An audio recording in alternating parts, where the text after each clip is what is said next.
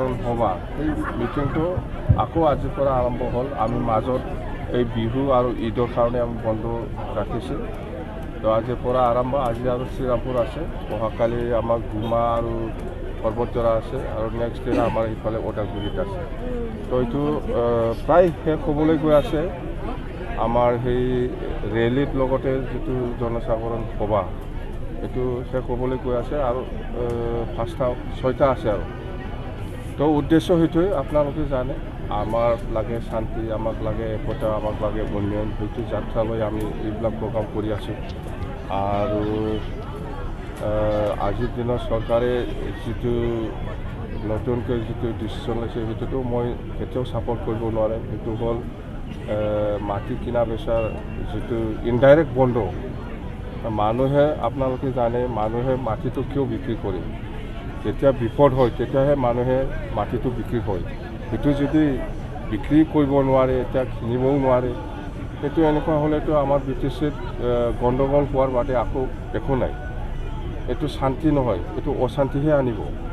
তো এইবিলাক আৰু প্ৰমোদ বৰাই মই এলোকেশ্যনত যিটো দেখিছোঁ নিজাববীয়াভাৱে 800 কোটিৰ ভিতৰত 400 কোটিটো নিজাববীয়া লৈছে।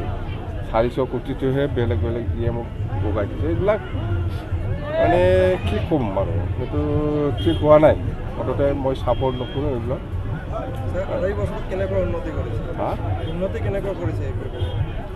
উন্নতি বুলি ক'লেতো আপোনালোকে আৰু বেছি ভালকৈ জানে।